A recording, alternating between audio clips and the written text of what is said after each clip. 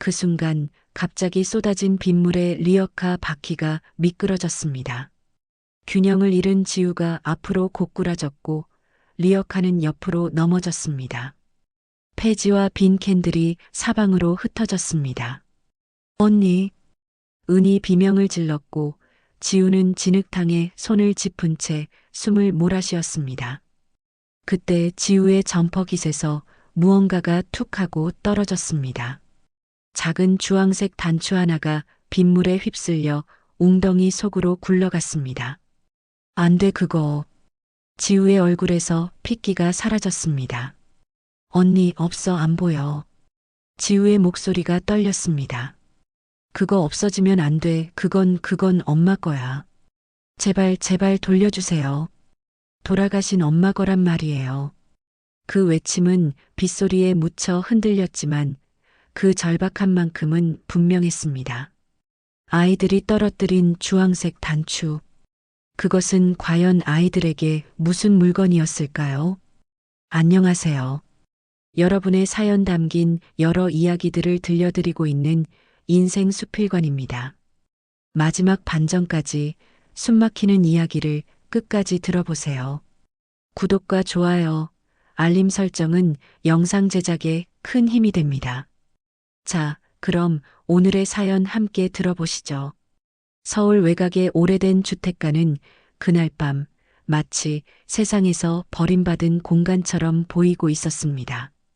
낮부터 내리기 시작한 비는 밤이 되자 폭우로 변했고 골목마다 고인 빗물이 하수구를 넘쳐 흘렀습니다. 슬레이트 지붕을 때리는 빗소리는 규칙 없이 요란했고 깨진 창문 틈으로 들어온 바람은 집안의 먼지와 함께 오래된 냄새를 밖으로 밀어냈습니다. 이미 철거가 확정된 동네에는 사람의 온기 대신 경고 표지판과 붉은 스프레이 표시만 남아 있었습니다. 골목 입구마다 세워진 철제 펜스에는 출입 금지라는 문구가 적혀 있었고 노란 경광등이 느릿하게 깜빡이고 있었습니다. 이곳은 며칠 후면 완전히 허물어질 예정이었고 기억도 함께 사라질 장소였습니다. 하지만 그날 밤 아직 이 동네를 떠나지 못한 사람들이 있었습니다. 쌍둥이 자매 한지우와 한지은은 허리 높이까지 쌓인 폐지와 빈 캔을 실은 리어카를 끌고 골목을 지나고 있었습니다. 리어카는 아이들 몸집에 비해 너무 컸고 바퀴는 진흙과 물을 잔뜩 머금은 채 무겁게 끌려갔습니다. 지우의 손은 이미 붉게 부어 있었고 지은의 숨은 조금만 걸어도 가쁘게 끊어졌습니다. 지우는 앞에서 리어카 손잡이를 꽉 붙잡고 이를 악물고 있었습니다. 지은은 뒤에서 리어카가 넘어지지 않도록 두 손으로 밀며 언니의 뒤를 따라갔습니다. 아이들의 운동화는 이미 물에 젖어 발바닥이 축축했고 양말은 걸을 때마다 쭉쭉 소리를 냈습니다. 언니 우리 오늘은 여기까지만 하면 안 돼? 지은이 거의 울음 섞인 목소리로 말했습니다. 지우는 잠시 멈칫했지만 곧 고개를 저었습니다. 안 돼. 오늘 이거 다 안 팔면 내일 도시락 못 사. 그 말은 너무 담담해서 오히려 더 마음을 무겁게 만들었습니다. 지은은 더 말하지 못하고 고개를 숙였습니다. 지우의 낡은 점퍼 깃에는 주황색 호박 모양의 단추 하나가 달려 있었습니다. 다른 단추와 달리 조금 크고 표면이 매끈하지 않은 단추였습니다. 비에 젖은 단추는 가로등 불빛을 받아 희미하게 빛나고 있었습니다. 지우는 무의식적으로 그 단추를 손가락으로 눌렀습니다. 마치 확인하듯 혹은 스스로를 다잡듯이 말입니다. 엄마가 만들어준 거니까. 지우는 속으로 그렇게 되뇌었습니다. 골목 끝에 다다르자 철거반 인부들이 보이기 시작했습니다. 방수복을 입고 헬멧을 쓴 인부들은 이미 장비를 정리하며 퇴근 준비를 하고 있었습니다. 그중 반장인 김두식은 아이들을 발견하자마자 얼굴을 찌푸렸습니다. 아직도 여기 있었어? 그의 목소리는 빗소리 사이에서도 분명하게 들렸습니다.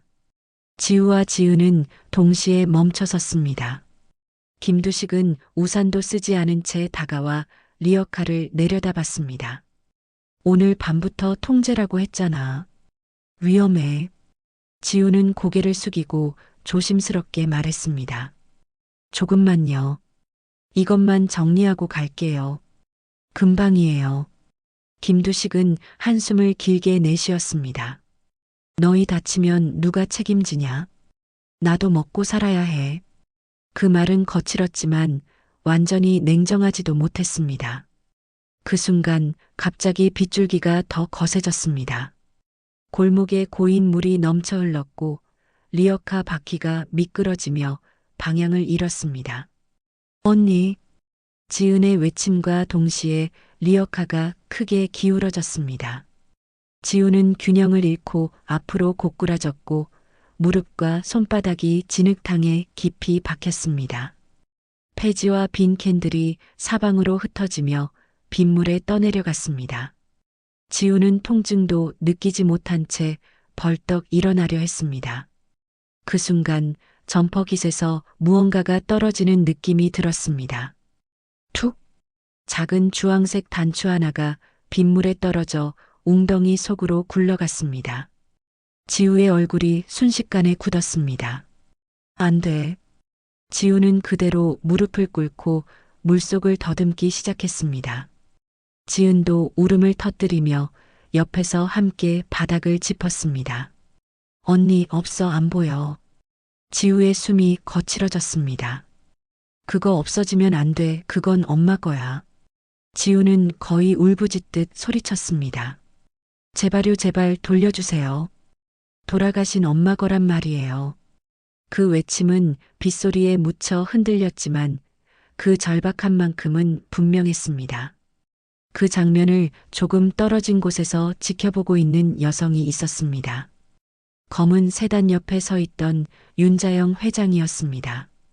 재개발 현장 최종 점검을 위해 잠시 들른 자리였지만 그녀의 발걸음은 이미 멈춰 있었습니다. 윤자영은 아이들을 바라본 채 한동안 움직이지 않았습니다. 그녀의 눈에는 재개발 현장도 철거 일정도 들어오지 않았습니다. 오직 진흙탕에 무릎을 꿇고 있는 아이와 빗속에서 떨리는 손만이 보였습니다.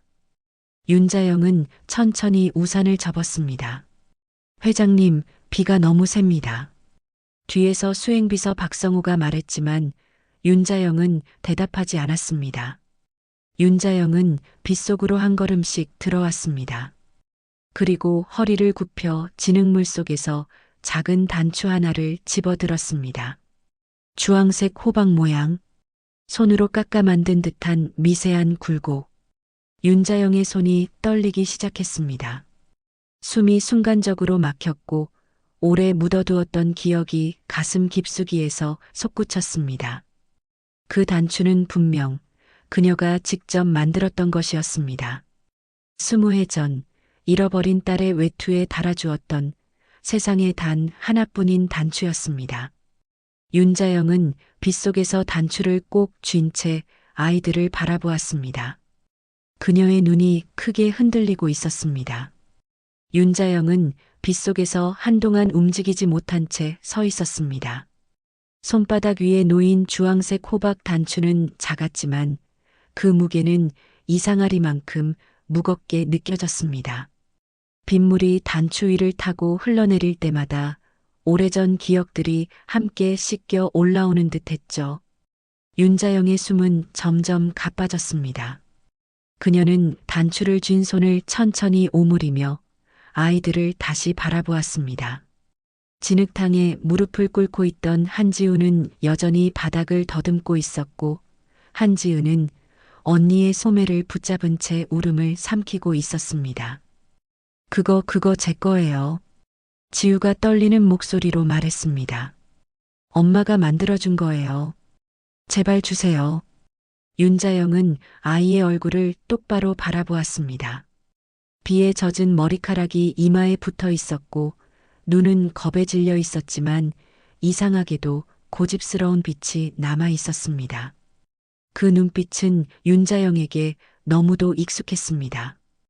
윤자영은 자신도 모르게 낮은 목소리로 말했습니다. 이 단추 엄마가 만들어줬다고 했니? 지우는 고개를 크게 끄덕였습니다. 네, 엄마가요. 절대 잃어버리지 말라고 했어요. 그 순간 윤자영의 가슴이 철렁 내려앉았습니다. 절대 잃어버리지 말라고. 그 말은 과거 그녀가 딸에게 했던 말과 너무도 닮아 있었습니다. 뒤에서 상황을 지켜보던 김두식이 조심스럽게 끼어들었습니다. 회장님, 아이들이 여기 계속 있으면 위험합니다. 오늘은 그냥 보내는 게. 윤자영은 고개를 들지 않은 채 말했습니다. 잠깐만요. 짧은 말이었지만 그 안에는 단호함이 담겨 있었습니다. 김두식은 더 말을 잇지 못하고 한 발 물러섰습니다. 윤자영은 아이들 쪽으로 천천히 다가갔습니다. 비에 젖은 구두가 진흙에 빠졌지만 그녀는 신경 쓰지 않았습니다. 아이들 앞에 멈춰선 윤자영은 단추를 든 손을 조심스럽게 내밀었습니다. 이게 이 단추 말이구나. 지우는 윤자영의 손을 뚫어지게 바라보다가 단추를 확인하자마자 울음을 터뜨렸습니다. 맞아요, 그거예요. 지우는 단추를 받아들자마자 두 손으로 꼭 쥐었습니다. 마치 누군가 다시 빼앗아갈까봐 두려운 듯 가슴 쪽으로 끌어안았습니다. 윤자영은 그 모습을 보며 가슴 깊은 곳이 서서히 무너지는 느낌을 받았습니다. 단추 하나를 안고 우는 아이의 모습은 오래전 자신의 딸과 겹쳐 보였습니다. 그때 뒤에서 박성우가 다가와 낮은 목소리로 말했습니다. 회장님, 비가 더 세집니다. 안으로 들어가시는 게. 윤자영은 천천히 고개를 저었습니다. 이 아이들 여기서 살고 있었나요? 박성우는 잠시 머뭇거리다 대답했습니다. 서류상으로는 주소지가 없습니다. 보호시설에도 등록이 안 되어 있고요. 윤자영의 미간이 찌푸려졌습니다. 그녀는 다시 아이들을 바라보았습니다. 부모님은 어머니는 어디 계시니? 지우는 잠시 말문을 열지 못했습니다. 지은이 먼저 작은 목소리로 말했습니다. 엄마 아파서 병원 갔다가 안 돌아왔어요. 그 말은 너무 담담해서 오히려 더 잔인하게 들렸습니다. 윤자영은 그 말을 듣는 순간 숨을 깊게 들이마셨습니다. 그럼 지금은 둘이서만 지내는 거니? 지우는 고개를 끄덕였습니다. 네. 근데 이제 여기 없어져요. 지우의 시선이 철제 펜스와 철거 장비 쪽으로 향했습니다. 그 시선에는 두려움과 체념이 동시에 담겨 있었습니다. 윤자영은 아이들의 말을 하나하나 가슴에 새기듯 듣고 있었습니다. 재개발, 철거, 이주. 그 모든 단어들이 지금까지는 숫자와 계획으로만 존재했지만 그 순간 처음으로 얼굴을 가진 현실로 다가왔습니다. 윤자영은 김두식을 돌아보며 말했습니다. 오늘 철거 작업은 여기까지입니다. 김두식의 눈이 커졌습니다. 예, 회장님, 일정이. 제가 책임지겠습니다. 짧지만 단호한 말이었습니다. 김두식은 더 이상 반박하지 못하고 고개를 숙였습니다. 윤자영은 다시 아이들에게 시선을 돌렸습니다. 오늘은 비도 오고 위험하니까 다른 곳으로 가는 게 좋겠어요. 지우는 경계심 어린 눈으로 윤자영을 바라보았습니다. 어디요? 윤자영은 잠시 말을 고르듯 침묵하다가 대답했습니다. 따뜻한 곳이요. 오늘만이라도. 지우는 지은을 바라보았고 지은은 언니의 눈치를 살폈습니다. 아이들의 망설임 속에는 세상에 대한 깊은 불신이 담겨 있었습니다. 윤자영은 그 시선을 외면하지 않았습니다. 강요하지는 않겠습니다. 하지만 오늘 밤은 여기 있으면 안 됩니다. 잠시 정적이 흘렀습니다. 빗소리만이 그 사이를 메우고 있었습니다. 마침내 지우가 조심스럽게 고개를 끄덕였습니다. 오늘만요. 윤자영은 그 대답에 작게 숨을 내쉬었습니다. 그녀는 자신도 모르게 아주 오래전 닫아두었던 문 하나가 다시 열리는 소리를 들은 듯 했습니다.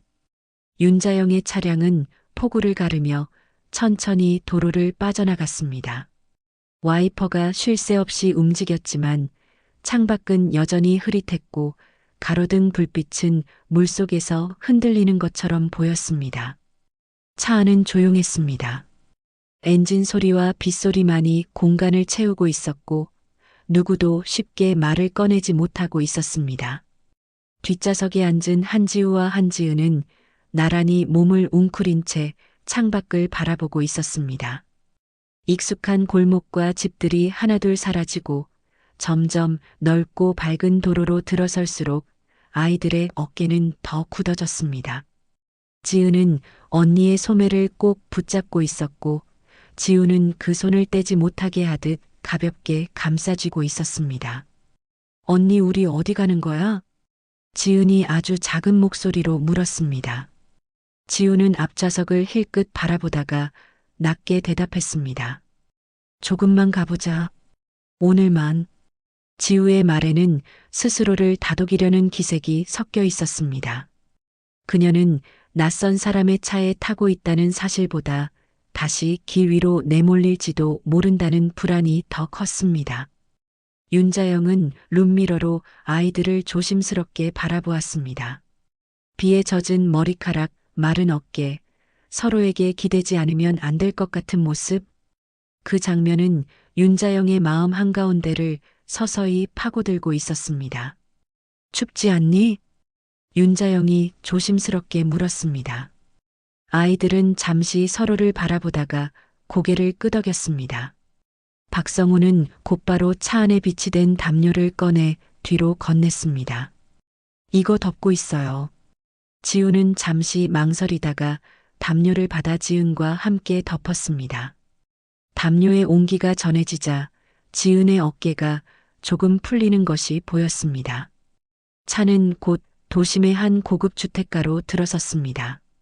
높은 담장과 정돈된 가로수, 조용한 거리. 아이들에게는 한 번도 들어와 본 적 없는 세계였습니다. 차가 멈춘 곳은 윤자영의 자택이 아니라 외부 사람의 출입이 가능한 별채였습니다. 윤자영은 아이들이 경계하지 않도록 일부러 그곳을 선택했습니다. 오늘은 여기서 쉬면 됩니다. 윤자영이 차에서 내리며 말했습니다.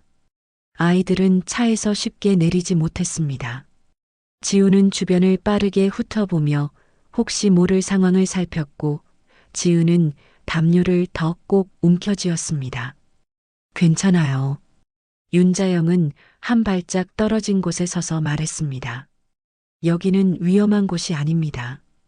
그 말에도 아이들은 바로 움직이지 않았습니다. 윤자영은 그 모습이 오히려 당연하다고 느꼈습니다. 세상은 이 아이들에게 늘 안전하지 않았을 테니까요. 박성우가 먼저 문을 열고 별채 안으로 들어갔습니다. 따뜻한 공기가 밖으로 흘러나왔고 조명이 부드럽게 켜졌습니다. 지은이 그 모습을 보고 작은 목소리로 말했습니다. 언니 따뜻해 보여. 지우는 잠시 숨을 고르더니 먼저 발을 내디뎠습니다. 지은은 언니의 뒤를 바짝 따라 들어갔습니다. 별채 안은 조용하고 정갈했습니다. 아이들이 있던 골목과는 전혀 다른 공간이었습니다. 폭신한 소파, 깨끗한 바닥, 따뜻한 조명. 모든 것이 낯설었고 그래서 더 불안했습니다. 신발은 벗어도 되고 그대로 있어도 됩니다. 윤자영이 말했습니다. 지우는 망설이다가 조심스럽게 신발을 벗었습니다. 지은도 따라 벗었고 두 아이의 양말은 젖어 있었습니다. 윤자영은 그 모습을 보고 잠시 멈칫했습니다. 발 많이 젖었구나. 윤자영은 집안 직원을 불러 수건과 여벌 옷을 준비하게 했습니다. 직원이 다가오자 지우의 몸이 반사적으로 굳었습니다. 괜찮아. 윤자영이 부드럽게 말했습니다. 도와주려는 거예요. 직원은 말을 아끼고 조용히 수건만 건넸습니다. 지우는 그제야 조금 안심한 듯 수건을 받아 발을 닦았습니다. 잠시 후 따뜻한 국물이 담긴 그릇이 테이블 위에 놓였습니다. 맑은 미역국이었습니다. 배고프지 않니? 윤자영이 물었습니다. 지은의 배에서 아주 작은 소리가 났습니다. 지은은 얼굴이 붉어져 고개를 숙였습니다. 지우는 그릇을 바라보다가 조심스럽게 물었습니다. 이거 먹어도 돼요? 윤자영은 고개를 끄덕였습니다. 물론입니다. 아이들은 처음엔 숟가락을 쉽게 들지 못했습니다. 하지만 한 입, 두 입 국물을 넘길수록 얼굴이 조금씩 풀어졌습니다. 윤자영은 그 모습을 말없이 지켜보았습니다. 아이들이 국을 먹는 모습은 너무 조용했고 너무 조심스러웠습니다. 마치 소리를 내면 이 따뜻함이 사라질까 두려운 사람들처럼 말이죠. 그때 윤자영의 시선이 지우의 점퍼 쪽으로 향했습니다. 지우는 여전히 주황색 단추를 손에 쥔 채 놓지 않고 있었습니다. 그 단추 정말 소중한가 보구나. 윤자영이 말했습니다. 지우는 고개를 끄덕이며 대답했습니다. 엄마가요, 우리 옷에 하나씩 달아줬어요. 윤자영의 가슴이 조용히 조여왔습니다. 어머니는 어떤 분이셨어? 지우는 잠시 생각하다가 말했습니다. 항상 바빴어요. 그래도 밤에는 꼭 옆에 있었어요. 지은이 덧붙였습니다. 아프기 전에는 웃었어요. 짧은 말들이었지만 그 안에는 많은 시간이 담겨 있었습니다. 윤자영은 더 묻지 않았습니다. 지금은 캐묻는 것이 아니라 버텨주는 시간이 필요하다는 걸 알았기 때문입니다. 그날 밤 아이들은 깨끗한 침대에 누웠습니다. 지은은 담요를 턱까지 끌어올렸고 지우는 불을 끈 뒤에도 쉽게 잠들지 못했습니다. 언니, 지은이 속삭였습니다. 응, 우리 다시 나가야 되는 거야? 지우는 잠시 침묵하다가 대답했습니다. 아직은 모르겠어. 하지만 지우는 속으로 생각하고 있었습니다. 이곳은 잠시 머무는 곳일 뿐이라는 걸. 그리고 내일이 오면 또 다른 선택을 해야 할 거라는 걸. 문 밖에서 윤자영은 한동안 발걸음을 옮기지 못했습니다. 아이들의 숨소리가 안정되는 것을 확인한 뒤에야 조용히 등을 돌렸습니다. 그녀의 손에는 여전히 빗속에서 주워들었던 기억의 감촉이 남아 있었습니다. 아침이 밝았지만 윤자영의 집안에는 여전히 밤의 그림자가 남아있는 듯 했습니다. 비는 그쳤지만 하늘은 흐렸고 창가에 맺힌 물방울들이 천천히 흘러내리며 정원을 적시고 있었습니다. 윤자영은 새벽부터 서재에 앉아 있었습니다. 잠은 거의 자지 못했고 책상 위에 놓인 커피는 이미 식어 있었습니다. 윤자영의 시선은 책상 한가운데 놓인 서류철에 오래 머물러 있었습니다. 회색 표지의 그 서류철은 오랫동안 열리지 않았던 것이었습니다. 그 안에는 20년 전 윤자영의 딸 윤서연이 사라졌던 날의 기록이 고스란히 담겨 있었습니다. 윤자영은 한동안 그 서류철에 손을 대지 못했습니다. 마치 열어버리면 다시는 닫을 수 없을 것처럼 느껴졌기 때문입니다.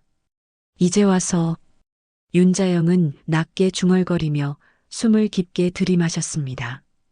그리고 마침내 서류철을 열었습니다. 첫 장에는 날짜와 장소가 적혀 있었습니다. 재개발 반대 시위, 경찰과의 충돌, 혼란스러운 현장, 그리고 그 아래 실종이라는 단어가 적혀 있었습니다. 윤자영의 손이 미세하게 떨렸습니다. 서류 속 사진에는 젊은 시절의 윤서연이 찍혀 있었습니다. 당시만 해도 반항기 가득한 눈빛이었지만 어딘가 불안이 섞여 있는 얼굴이었습니다. 그날 내가 그렇게 화가 나 있었지. 윤자영은 사진을 바라보며 혼잣말처럼 말했습니다. 그날 딸의 손을 붙잡지 못했던 순간이 선명하게 떠올랐습니다. 회의와 일정, 회사와 사업이 먼저였던 선택들이 뒤늦게 무겁게 가슴을 눌렀습니다. 그때 서재 문을 두드리는 소리가 조심스럽게 들렸습니다. 회장님, 윤자영은 서류를 덮지 않은 채 고개를 들었습니다. 들어오세요. 문을 열고 들어온 사람은 수행비서 박성호였습니다. 그는 윤자영의 표정을 보고 잠시 말을 고르듯 멈칫했습니다. 아이들 깼습니다. 윤자영은 고개를 끄덕였습니다. 잘 잤답니까? 둘 다 밤중에 한 번씩 깼지만 다시 잠들었습니다. 윤자영은 그 말을 듣고도 쉽게 자리에서 일어나지 못했습니다. 서류철을 다시 한번 내려다본 뒤에야 천천히 일어섰습니다. 별채 식당에는 따뜻한 아침 햇살이 들어오고 있었습니다. 테이블에는 소박한 아침 식사가 차려져 있었고 한지우와 한지은은 나란히 앉아 있었습니다. 아이들은 깨끗한 옷으로 갈아입었지만 여전히 몸을 조금 웅크린 채 주변을 살피고 있었습니다. 윤자영이 들어서자 지우가 먼저 고개를 들었습니다. 지우는 언니를 따라 고개를 숙였습니다. 잘 잤니? 윤자영이 부드럽게 물었습니다. 네. 지우가 짧게 대답했습니다. 식사는 조용히 시작되었습니다. 아이들은 국을 떠먹을 때도 소리를 거의 내지 않았고 반찬을 집을 때도 서로 눈치를 보았습니다. 윤자영은 그 모습이 마음에 걸렸습니다. 천천히 먹어도 돼요. 윤자영이 말했습니다. 여기는 급할 게 없습니다. 지은은 그 말을 듣고서야 조금 안심한 듯 국을 한 숟갈 더 떴습니다. 잠시 후 윤자영은 조심스럽게 말을 꺼냈습니다. 학교는 언제까지 다녔니? 지우는 숟가락을 내려놓고 잠시 생각하다가 대답했습니다. 엄마 아프기 전까지요. 엄마가 많이 아팠니? 지우는 고개를 끄덕였습니다. 병원 자주 갔어요. 약도 많이 먹었어요. 지은이 작게 덧붙였습니다. 그래도 우리랑 자는 건 꼭 같이 잤어요. 그 말에 윤자영의 손이 테이블 아래에서 살짝 움찔했습니다. 그 모습이 너무도 익숙했기 때문입니다. 어머니 이름은 뭐였니? 윤자영은 최대한 아무렇지 않은 척 물었습니다. 지우는 잠시 망설이다가 말했습니다. 서연이요. 윤자영의 숨이 순간 멎었습니다. 그녀는 표정을 숨기기 위해 물을 한 모금 마셨습니다. 서연 성은? 지우는 고개를 저었습니다. 엄마는 성 이야기 안 했어요. 그냥 서연이라고만. 그날 이후 윤자영의 머릿속은 끊임없이 돌아가기 시작했습니다. 우연일 수도 있다는 생각과 그렇지 않을지도 모른다는 두려움이 번갈아가며 마음을 흔들었습니다. 윤자영은 박성우를 다시 불렀습니다. 조심스럽게 알아봐 주세요. 어디부터 확인할까요? 병원 기록부터요. 그리고 보호시설, 주민센터, 가능한 한 흔적을. 박성우는 고개를 끄덕였습니다. 아이들 눈치채지 않게 진행하겠습니다. 조사가 시작되자 하나둘 단서가 모습을 드러내기 시작했습니다. 재개발 구역 인근 병원에서 발견된 오래된 진료 기록, 보호시설에 등록되지 않은 두 아이의 이름, 그리고 윤서연이라는 이름이 희미하게 남아있는 문서들. 그날 저녁 윤자영은 별채복도를 천천히 걸었습니다. 문 너머에서는 아이들의 작은 웃음소리가 들려왔습니다. 지은이 웃으며 무언가를 말했고 지우가 조용히 받아주는 소리였습니다. 윤자영은 그 앞에서 발걸음을 멈췄습니다. 웃음소리는 짧았지만 분명 살아있는 온기였습니다. 만약 윤자영은 혼잣말처럼 중얼거렸습니다. 만약 이 아이들이 정말 자신의 손녀라면, 만약 그동안 자신이 외면했던 삶의 결과라면. 윤자영은 문에 손을 대지 못한 채 한동안 서 있었습니다. 확신과 두려움이 뒤섞인 채 닫아두었던 서랍이 다시 열리고 있다는 사실만을 느끼며 말입니다. 윤자영의 하루는 전화벨 소리로 시작되었습니다. 아침 햇살이 완전히 들기도 전이었고 집안은 아직 고요했습니다. 윤자영은 침대 옆 탁자에 놓인 휴대전화를 잠시 바라보다가 천천히 손을 뻗었습니다. 이 시간에 걸려오는 전화는 되게 좋은 소식이 아니었습니다. 윤자영입니다. 수화기 너머에서는 박성호의 낮고 조심스러운 목소리가 들려왔습니다. 회장님 병원 기록 일부를 찾았습니다. 윤자영은 침대에서 몸을 일으켰습니다. 말해보세요. 재개발 구역 인근 병원입니다.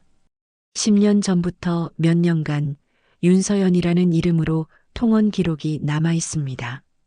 윤자영의 손이 천천히 주먹 쥐어졌습니다. 윤서연. 그 이름을 다시 듣는 것만으로도 가슴 깊숙한 곳이 쿵 하고 내려앉는 느낌이 들었습니다. 주소지는요? 여러 번 바뀌어 있습니다. 대부분 임시 거처였고 마지막 주소는 철거 예정 구역입니다. 윤자영은 눈을 감았습니다. 그 순간 아이들이 끌던 폐지 리어카와 빗속에서 울부짖던 얼굴이 떠올랐습니다. 우연이라는 말로는 설명되지 않는 조각들이 점점 맞춰지고 있었습니다. 아이들은 모르는 거죠? 네. 아이들 쪽에는 아무 말도 하지 않았습니다. 윤자영은 잠시 말을 잇지 못했습니다. 확인할수록 진실에 가까워지고 있었지만 다가갈수록 무너질 것 같은 두려움도 함께 커지고 있었습니다. 더 알아봐 주세요. 윤자영은 낮게 말했습니다. 그리고 보호시설 쪽 반응도 확인해 주세요. 전화를 끊은 뒤 윤자영은 한동안 그 자리에 앉아 움직이지 못했습니다. 만약 모든 것이 사실이라면, 그렇다면 자신은 20년 동안 무엇을 외면하며 살아온 것일까? 아침 식사 시간 별채 식당에는 묘한 긴장감이 흘렀습니다. 한지우와 한지은은 나란히 앉아 있었지만 어제보다 말수가 더 줄어 있었습니다. 지우는 창밖을 자주 바라보았고 지은은 숟가락을 잡은 채 멈칫거리기만 했습니다. 오늘은 어디 가는 거예요? 지우가 조심스럽게 물었습니다. 윤자영은 아이를 바라보다가 잠시 시선을 피했습니다. 오늘은 여기서 쉬면 됩니다. 그 말은 틀리지 않았지만 전부도 아니었습니다. 윤자영은 아이들이 느끼고 있을 불안을 알아차리고 있었습니다. 우리 다시 나가야 돼요? 지은이 작은 목소리로 물었습니다. 윤자영은 즉답하지 못했습니다. 대신 차분하게 말을 골랐습니다. 아직 결정된 건 없습니다. 다만 아이들이 안전해야 합니다. 지우는 고개를 끄덕였지만 그 표정에는 쉽게 믿지 못하는 기색이 남아 있었습니다. 세상은 늘 약속을 지키지 않았으니까요. 그날 오후 윤자영은 급히 이사회 회의실로 향했습니다. 원래 예정에 없던 회의였지만 재개발 일정 조정 문제를 이유로 소집된 자리였습니다. 회의실에 들어서자 임원들의 시선이 동시에 윤자영에게 쏠렸습니다. 누군가는 이미 불만을 숨기지 못한 얼굴이었고 누군가는 상황을 짐작하려는 눈빛이었습니다. 재개발 구역 3블록 철거 일정 보류하겠습니다. 윤자영의 말이 떨어지자 회의실이 술렁였습니다. 회장님, 그 구역은 이미 보상도 끝났고 한 임원이 말을 꺼냈습니다. 제가 압니다. 윤자영은 말을 끊었습니다. 하지만 현장 상황이 달라졌습니다. 다른 임원이 고개를 저었습니다. 이유를 명확히 해주셔야 합니다. 외부에 알려지면 문제가 됩니다. 윤자영은 잠시 침묵하다가 말했습니다. 사람이 남아 있습니다. 그 한마디에 회의실 공기가 싸늘해졌습니다. 윤자영은 더 설명하지 않았습니다. 그 대신 확고한 표정으로 말을 이어갔습니다. 일정은 제가 책임집니다. 회의는 그날로 끝나지 않았습니다. 보류 결정은 곧바로 외부로 퍼져나갔고 언론의 관심도 함께 따라붙기 시작했습니다. 윤자영의 선택은 순식간에 논란이 되었습니다. 그날 밤 별채에서는 작은 소란이 있었습니다. 보호시설 관계자 최미경이 예고 없이 찾아온 것입니다. 회장님, 아이들 관련해서 확인해야 할 사항이 있습니다. 최미경의 얼굴에는 긴장과 경계가 동시에 담겨 있었습니다. 현재로서는 보호자 자격이 불분명합니다. 윤자영은 침착하게 대답했습니다. 그래서 조사 중입니다. 그동안 아이들을 이곳에 두는 건 규정상 문제가 될 수 있습니다. 지우와 지은은 문 너머에서 그 대화를 듣고 있었습니다. 아이들의 얼굴이 굳어졌고 지은은 언니의 손을 꼭 붙잡았습니다. 언니, 우리 또 나가야 되는 거야? 지우는 대답하지 못했습니다. 윤자영은 그때서야 아이들이 듣고 있다는 사실을 깨달았습니다. 그녀는 문 쪽으로 걸어가 아이들과 눈을 맞췄습니다. 걱정하지 마세요. 윤자영은 조심스럽게 말했습니다. 아직 아무것도 결정된 건 없습니다. 하지만 그 말에도 아이들의 불안은 쉽게 가라앉지 않았습니다. 그날 밤 지우는 쉽게 잠들지 못했고 지우는 자다 몇 번이나 깼습니다. 윤자영은 서재에서 홀로 앉아 있었습니다. 책상 위에는 병원 기록, 조사 메모, 그리고 오래된 단추 하나가 놓여 있었습니다. 이제 와서 윤자영은 단추를 바라보며 낮게 중얼거렸습니다. 모든 것이 조금씩 무너지고 있었고 되돌아갈 수 없는 지점에 다가오고 있었습니다. 그러나 동시에 더 이상 외면할 수 없는 진실도 바로 앞에 서 있었습니다. 윤자영은 그날 새벽 서재 불을 끄지 못한 채 의자에 앉아 있었습니다. 창밖은 아직 어두웠고 정원 쪽 가로등 불빛만이 희미하게 바닥을 비추고 있었습니다. 책상 위에는 여러 장의 서류가 펼쳐져 있었고 그 가운데에는 가장 오래된 문서 하나가 놓여 있었습니다. 윤서연이라는 이름이 적힌 바래고 구겨진 병원 진료 기록이었습니다.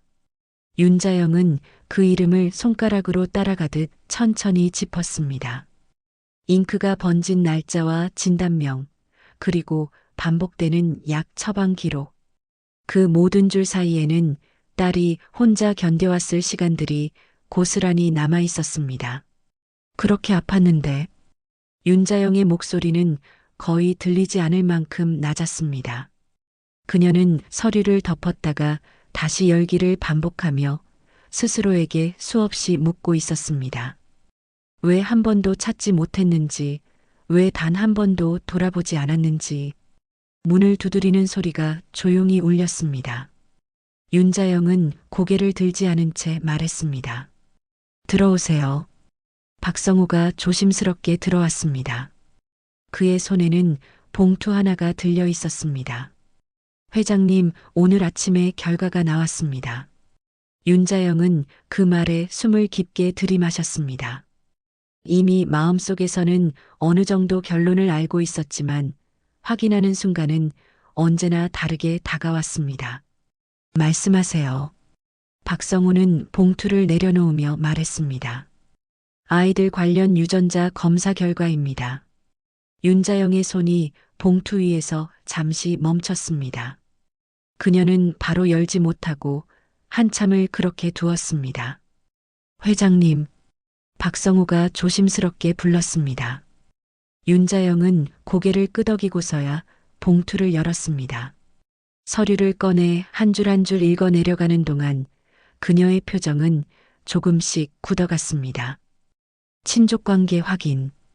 그 문장을 보는 순간 윤자영의 눈앞이 잠시 흐려졌습니다. 맞는 거군요. 윤자영의 목소리는 떨리고 있었습니다. 그녀는 서류를 내려놓고 두 손으로 얼굴을 감싸쥐었습니다. 어깨가 미세하게 흔들렸지만 울음은 쉽게 나오지 않았습니다. 너무 오랫동안 참고 억눌러온 감정이었기 때문입니다. 잠시 후 윤자영은 천천히 자리에서 일어났습니다. 별채 쪽으로 향하는 복도는 유난히 길게 느껴졌습니다. 발걸음 하나하나가 무겁게 바닥에 닿았습니다. 문 앞에 서자 안쪽에서 아이들의 기척이 느껴졌습니다. 지은의 작은 웃음소리, 그리고 지우의 낮은 말소리. 윤자영은 문고리를 잡은 채 한동안 움직이지 못했습니다. 뭐라고 말해야 하지? 윤자영은 스스로에게 물었습니다. 할머니라는 말도, 가족이라는 말도 아직은 너무 무거웠습니다. 결국 윤자영은 문을 열지 않고 대신 보호시설 책임자인 최미경에게 전화를 걸었습니다. 최 원장님, 직접 만나 뵙고 말씀드리고 싶습니다. 짧은 통화였지만 윤자영의 태도는 분명했습니다. 아이들을 둘러싼 모든 상황을 공식적으로 바로잡겠다는 의지였습니다. 그날 오후 별채 거실에는 조용한 긴장감이 흘렀습니다. 윤자영, 박성호, 그리고 최미경이 마주 앉아 있었습니다. 아이들은 아직 모릅니다. 윤자영이 먼저 말했습니다. 최미경은 고개를 끄덕이며 대답했습니다. 그게 좋을 것 같습니다. 준비 없이 알게 되면 아이들이 감당하기 어렵습니다. 윤자영은 잠시 침묵하다가 말했습니다. 법적인 절차부터 밟겠습니다. 아이들이 더 이상 떠돌지 않도록. 그 말이 끝나자 최미경의 표정이 조금 누그러졌습니다. 아이들 많이 불안해하고 있습니다. 윤자영은 고개를 숙였습니다. 그 말이 비난처럼 들리지 않았기 때문입니다. 제가 너무 늦었습니다. 그날 저녁 윤자영은 아이들과 함께 식탁에 앉았습니다. 아이들은 평소보다 더 말이 없었고 서로의 눈치만 살피고 있었습니다. 윤자영은 조심스럽게 말을 꺼냈습니다. 오늘 혹시 불편한 건 없었니? 지우는 고개를 저었지만 표정은 밝지 않았습니다. 지우는 잠시 망설이다가 입을 열었습니다. 아저씨랑 아까 사람들이 얘기하는 거 들었어요. 윤자영의 시선이 지은에게로 향했습니다. 무슨 이야기였니? 우리를 다른 데로 보낼 수도 있다고. 지은의 목소리가 작아졌습니다. 지우는 지은의 손을 꽉 잡았습니다. 윤자영은 그 모습을 보고 더 이상 미룰 수 없다는 걸 느꼈습니다. 그러나 모든 것을 말할 수는 없었습니다. 지금은 어른들이 정리해야 할 일이 있어서 그렇습니다. 윤자영은 최대한 차분하게 말했습니다. 하지만 약속 하나는 할 수 있어요. 아이들이 동시에 윤자영을 바라보았습니다. 너희를 혼자 두지는 않겠습니다. 그 말은 크지 않았지만 분명했습니다. 지우는 잠시 윤자영을 바라보다가 고개를 끄덕였습니다. 그날 밤 윤자영은 다시 서재로 돌아왔습니다. 책상 위에는 단추가 놓여 있었습니다. 윤자영은 단추를 손에 쥐고 눈을 감았습니다. 서연아. 윤자영은 처음으로 딸의 이름을 소리내어 불렀습니다. 그 이름은 오랫동안 금기처럼 묻혀 있었지만 이제는 피할 수 없는 진실이었습니다. 그리고 그 진실은 윤자영에게 다시 살아야 할 이유를 조용히 건네고 있었습니다. 아침 공기는 유난히 무거웠습니다. 윤자영은 별채 거실 한가운데에 놓인 소파에 앉아 있었습니다. 탁자 위에는 아직 김이 가시지 않은 차 2잔이 놓여 있었지만 아무도 손을 대지 않고 있었습니다. 창밖에서는 잔잔한 바람이 나뭇잎을 흔들고 있었고 그 소리는 마치 시간을 조금 더 미뤄 달라는 신호처럼 들렸습니다. 윤자영은 시계를 한번 바라보고는 천천히 고개를 들었습니다. 맞은편에는 한지우와 한지은이 나란히 앉아 있었습니다. 아이들은 소파 끝에 바짝 붙어 앉아 있었고 서로의 손을 꼭 잡은 채 윤자영을 바라보고 있었습니다. 그 눈빛에는 이미 예감이 담겨 있었습니다. 어른들이 뭔가 중요한 이야기를 하려 한다는 걸 아이들은 본능적으로 느끼고 있었습니다. 박성호는 아이들과 약간 떨어진 곳에 서 있었습니다. 그 역시 이 자리가 쉽지 않다는 걸 알고 있었고 필요하다면 언제든 자리를 비울 준비가 되어 있었습니다. 윤자영은 한동안 말을 꺼내지 못했습니다. 수많은 회의와 협상 자리에서는 단 한 번도 머뭇거리지 않았던 그녀였지만 지금 이 순간만큼은 모든 단어가 조심스러웠습니다. 지우야, 은하. 아이들은 동시에 고개를 들었습니다. 윤자영은 아이들의 이름을 부르는 것만으로도 목이 메는 걸 느꼈습니다. 오늘은 조금 중요한 이야기를 해야 할 것 같아요. 지우는 입술을 꼭 다물었고 지우는 언니의 손을 더 세게 잡았습니다. 혹시 우리 또 나가야 돼요? 지은이 먼저 물었습니다. 윤자영은 고개를 저었습니다. 아니에요. 그 이야기는 아닙니다. 그 말에 아이들의 어깨가 아주 조금 내려앉았습니다. 하지만 긴장은 여전히 풀리지 않았습니다. 윤자영은 숨을 한번 고르고 말을 이었습니다. 너희 어머니 이야기 조금 해도 될까요? 지우의 눈이 흔들렸습니다. 그러나 고개를 끄덕이며 대답했습니다. 괜찮아요. 윤자영은 잠시 아이들의 표정을 살폈습니다. 그리고 천천히 그러나 분명한 목소리로 말을 이어갔습니다. 어머니 이름이 서연이라고 했지요. 지우는 고개를 끄덕였습니다. 네. 엄마는 항상 그렇게 불러달라고 했어요. 윤자영의 손이 무릎 위에서 떨렸습니다. 그녀는 그 손을 꼭 쥐며 말을 이었습니다. 사실 나에게도 서연이라는 딸이 있었습니다. 그 말이 떨어지는 순간 거실의 공기가 단단히 굳었습니다. 지은의 눈이 커졌고 지우는 숨을 멈춘 듯 윤자영을 바라보았습니다. 그 아이는 아주 오래전에 나와 연락이 끊겼습니다. 윤자영은 시선을 아이들에게서 떼지 않은 채 말했습니다. 그리고 다시 만나지 못했습니다. 지은이 조심스럽게 입을 열었습니다. 그럼 그 사람은? 윤자영은 말을 잇지 못하는 아이를 대신해 천천히 고개를 끄덕였습니다. 너희 어머니와 같은 사람일 가능성이 큽니다. 지우의 손에 힘이 들어갔습니다. 지은은 순간 숨을 들이마시더니 눈물이 고인 채 고개를 숙였습니다. 그럼 지우가 어렵게 말을 꺼냈습니다. 우리는 윤자영은 더 이상 미룰 수 없다는 걸 느꼈습니다. 그녀는 자리에서 일어나 천천히 아이들 앞에 무릎을 굽혔습니다. 아이들의 시선과 눈높이를 맞추기 위해서였습니다. 너희는 내 딸의 아이들입니다. 윤자영은 떨리는 목소리로 말했습니다. 그리고 내 손녀일 가능성이 큽니다. 지은의 눈에서 눈물이 뚝 떨어졌습니다. 지우는 아무 말도 하지 못한 채 윤자영을 똑바로 바라보고만 있었습니다. 그럼 지은이 울먹이며 말했습니다. 엄마는 혼자였던 거예요? 그 질문은 윤자영의 가슴을 깊게 찔렀습니다. 그녀는 고개를 숙인 채 대답했습니다. 그건 내가 가장 미안한 부분입니다. 잠시 아무도 말을 하지 않았습니다. 아이들의 숨소리와 창밖에서 들려오는 바람소리만이 공간을 채웠습니다. 지우는 천천히 입을 열었습니다. 엄마는 우리한테 할머니 이야기를 한 적이 없어요. 윤자영은 고개를 끄덕였습니다. 그래요. 그랬겠지요.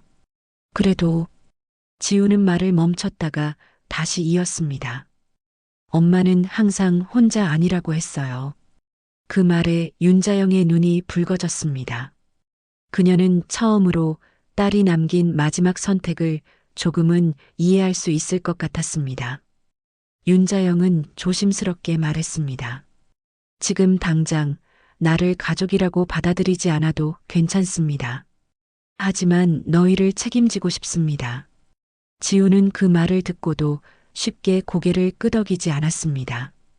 오랜 시간 세상은 아이들에게 쉽게 믿을 수 있는 곳이 아니었기 때문입니다. 지은이 작은 목소리로 물었습니다. 그럼 우리는 또 버려지지 않아요? 윤자영은 단호하게 고개를 저었습니다. 아니요. 그 한마디에는 어떤 계약서보다 강한 의지가 담겨 있었습니다. 윤자영은 자리에서 일어나 탁자 위에 놓여 있던 작은 상자를 열었습니다. 그 안에는 주황색 호박 단추가 들어 있었습니다.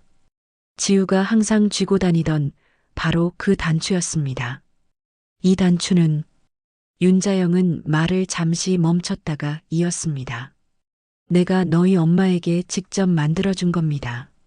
지우의 눈이 크게 흔들렸습니다. 그제야 모든 조각이 하나로 맞춰지는 듯 했습니다. 그날 거실에는 큰 울음도 극적인 포옹도 없었습니다.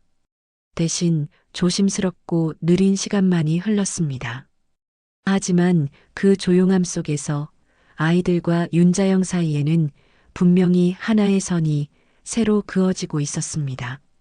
끊어졌던 시간이 아주 천천히 다시 이어지고 있었습니다. 며칠이 흘렀습니다. 폭우가 세상을 집어삼킬 듯 쏟아지던 밤은 기억 속으로 물러났고 하늘은 거짓말처럼 맑아졌습니다. 윤자영의 집 정원에는 부드러운 햇살이 가득 내려앉아 있었고 젖은 흙 냄새 대신 풀잎과 나무의 향이 은은하게 퍼지고 있었습니다. 마치 이곳만큼은 지난 며칠의 혼란과 상처에서 한 발짝 비켜나 있는 듯 보였습니다. 별채 거실 창가에는 한지우와 한지은이 나란히 서 있었습니다. 아이들은 말없이 정원을 내려다보고 있었지만 이전과는 확연히 다른 기운이 느껴졌습니다. 언제든 도망칠 준비가 되어 있던 몸짓은 조금 느슨해졌고 눈빛에는 여전히 경계가 남아 있었지만 그 안쪽에 조심스러운 호기심이 자리하고 있었습니다. 언니, 지은이 먼저 조용히 입을 열었습니다. 응. 지우는 창밖에서 시선을 떼지 않은 채 대답했습니다. 여기 계속 있어도 되는 거야? 지우는 잠시 아무 말도 하지 않았습니다. 창가에 놓인 작은 화분이 눈에 들어왔기 때문입니다. 그 화분은 어제 윤자영이 직접 들여놓은 것이었고 아이들이 돌볼 수 있도록 일부러 작은 크기로 골랐다는 설명도 함께 덧붙였었습니다. 아직은 잘 모르겠어. 지우가 솔직하게 말했습니다. 근데 어제보다는 덜 무서워. 지은은 그 말을 곱씹듯 잠시 생각하다가 고개를 끄덕였습니다. 그 고개 끄덕임에는 아주 작은 신뢰가 담겨 있었습니다. 거실 반대편 소파에는 윤자영이 앉아 있었습니다. 아이들과 모든 이야기를 나눈 뒤부터 그녀는 일부러 말을 줄이고 있었습니다. 무언가를 더 설명하거나 설득하기보다 아이들이 이 공간에 익숙해질 시간을 주고 싶었기 때문입니다. 윤자영은 아이들을 바라보며 기다린다는 것이 얼마나 어려운 일인지 새삼 깨닫고 있었습니다. 그때 박성호가 조용히 다가와 말했습니다. 회장님, 준비됐습니다. 윤자영은 고개를 끄덕였습니다. 그리고 아이들을 향해 말했습니다. 오늘 잠깐 다녀올 곳이 있어요. 지우와 지은은 동시에 윤자영을 바라보았습니다. 어디요? 지우가 조심스럽게 물었습니다. 윤자영은 잠시 말을 고르다가 대답했습니다. 너희 엄마가 살았던 곳입니다. 차 안은 다시 고요해졌습니다.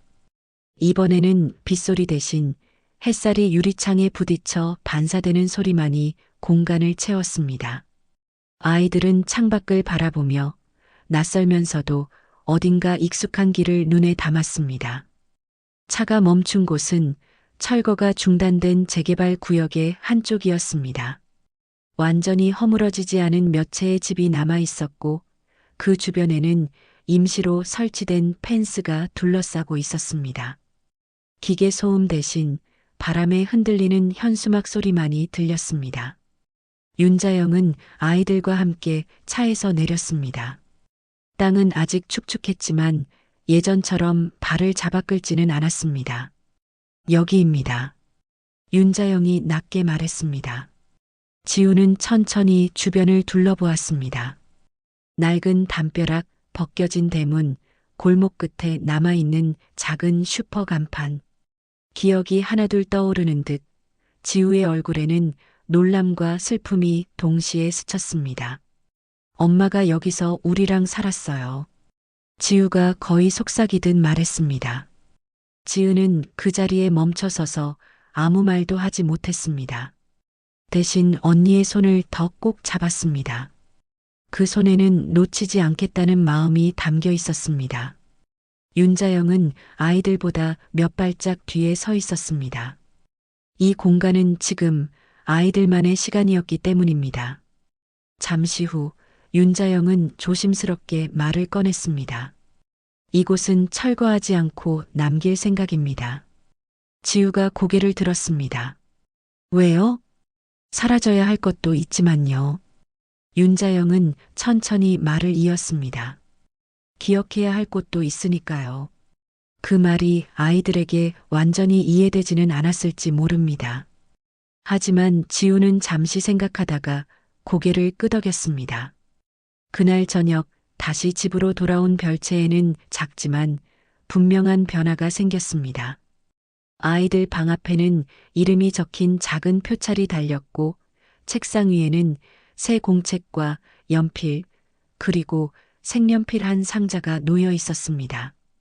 지은은 공책을 한 장 넘기며 조심스럽게 물었습니다. 이거 진짜 우리가 써도 돼요? 윤자영은 미소를 지으며 대답했습니다. 그래요. 너희 거예요. 너희 것. 그 말은 아이들에게 너무 낯설었고 그래서 더욱 오래 남았습니다. 그날 밤 지우는 쉽게 잠들지 못했습니다. 침대 옆 작은 상자 안에는 주황색 호박 단추가 들어 있었습니다. 지우는 단추를 손에 쥐고 천천히 숨을 고르며 엄마의 얼굴을 떠올렸습니다. 엄마. 지우는 소리 없이 입술만 움직였습니다. 지우는 이미 잠들어 있었고 고른 숨소리가 방 안을 채우고 있었습니다. 지우는 그 소리를 들으며 처음으로 마음속 긴장을 조금 내려놓았습니다. 문 밖에서 윤자영은 한동안 움직이지 못하고 서 있었습니다.